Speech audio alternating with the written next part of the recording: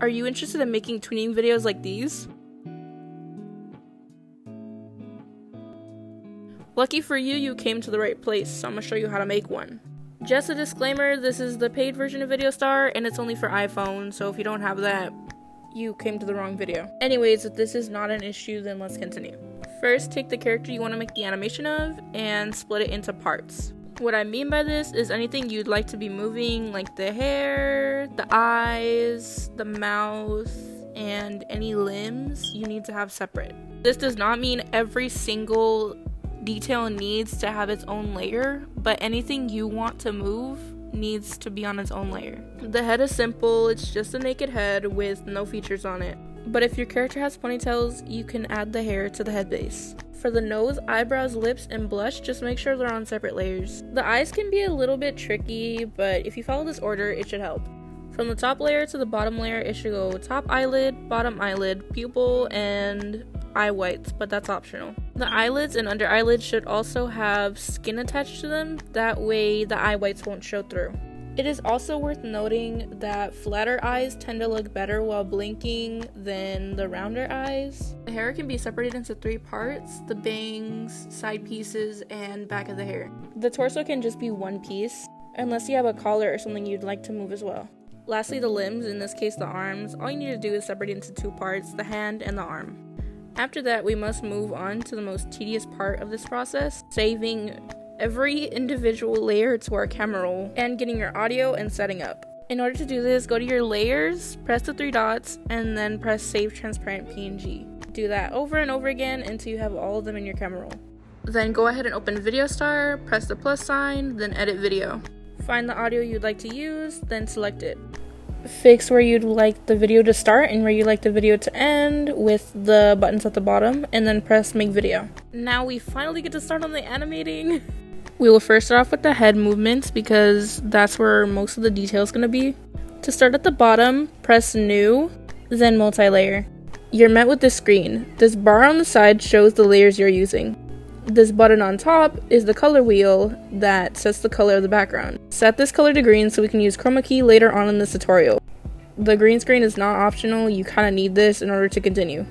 Anyways, these buttons are almost useless to us except for the first little icon. It'll be important for later. Down here are the layer effects. We will be using both the layout and the color tools as well.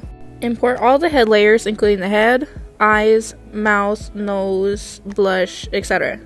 If the layers are a little confusing, here's a chart of where everything should go. Starting off with the blinking, press one of the upper eyelids and then press edit keyframes. Go to options, then show layers, and then press all the layers. You don't really have to follow this part, it's just something I like doing before I start blinking. If you don't want to do that, what you can do is you can find where you'd like the blinking to start, place a pathway, and then scrub a little bit, go down with the arrow, and scrub a little more, then go up with the arrow. Next, go to the middle and figure out what pathway you'd like to use. There isn't an exact pathway I'd use for all blinking, it just depends on how slow or fast the blinking is. Do the same thing with the last marker, and then just keep replaying it until you like how it looks. And then copy that a second time, a third time, fourth time, how many times you'd like. After you're done with that, review it over, and then go back, press keyframes, and then copy keyframes, and then it's basically the same thing on the other side. The lower eyelid is basically the same thing as well, it's a little more work.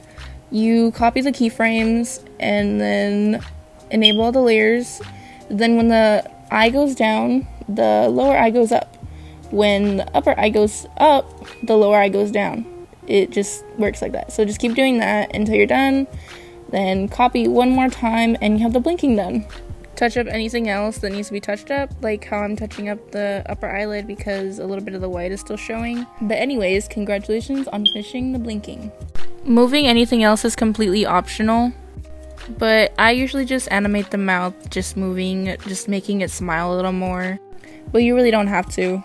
You also don't need any pathways for this, you can use the stiff ones. It doesn't look that bad. But if you do want to do smiling, just follow what I do here. I'm also doing eye movements, like moving left, right, and then up. It's basically the same process as doing the blinking, except you're just moving it left and right, and yeah, you just copy the layers when you're done moving the eye. You can use any pathway you'd like, as long as it's to your liking. When you're done, go back to the screen and then press create. Now let's move on to moving everything else except for the arm. Go back in the multi-layer and then add everything except for the hands.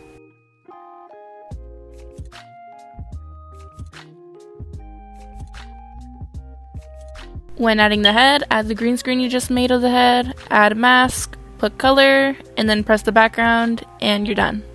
Continue adding the rest of the layers. Press the first button at the top and then add master. Add all the parts in the body, and then make another one for the head, adding all the parts of the head. We're going to work on the head tilting, so show all the layers, press the anchor, and then position it like this where the chin is. Place it back to where it was before, and then at the beginning of the clip, move the head down a little bit, and then move the head up a little bit. Again, using either the paths that I'm using or anything that would work for you. Next, I set a marker for where I want the head tilt to start, and then I move it a little bit to the left, and then I add that pathway, and then it looks like that so far. I don't really know how to explain this part, but anytime the eyes blink, I like making the head go down and then pop back up when the eyes open. And I do that every time they blink, or any kind of movement with the eye, that is.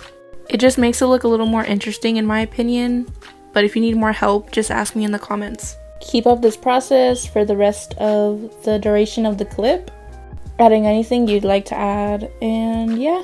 This is how mine looks right now.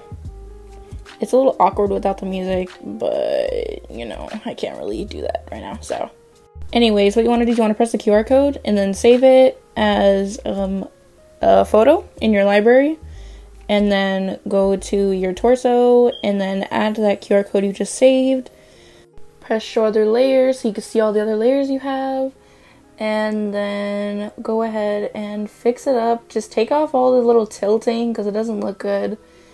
And then anytime the head goes down, the body goes up. Anytime the body goes up, the head goes down.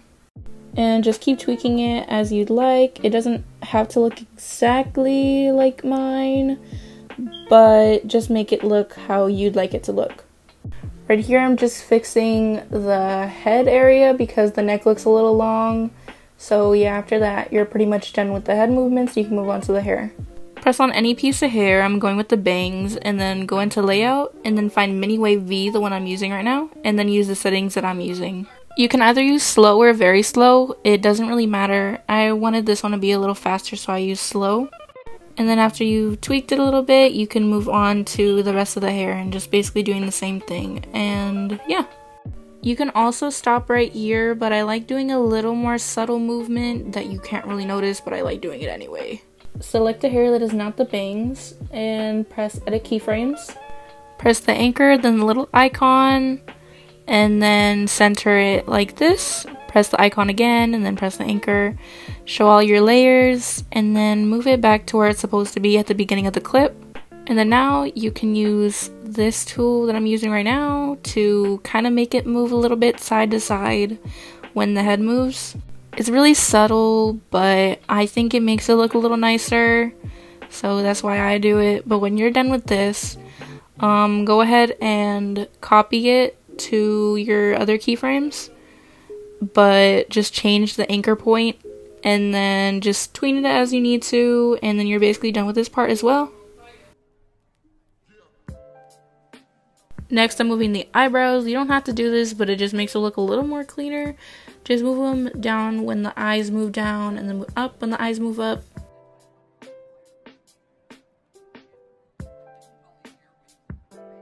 And just a little optional thing, the background, I'm just going to go ahead and move the background a little up and then create the preview. Go back into multi-layer and then add the layer that you were just working on, and then add the 2 layers for the hands.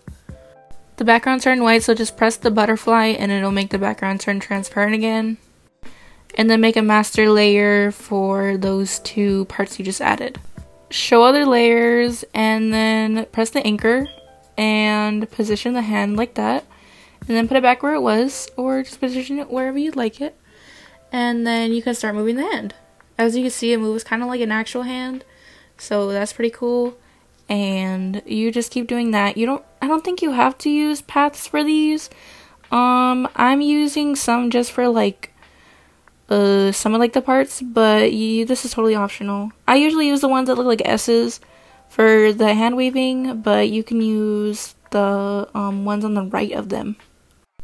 And after you're just done waving the hand, it should look something like this kind of.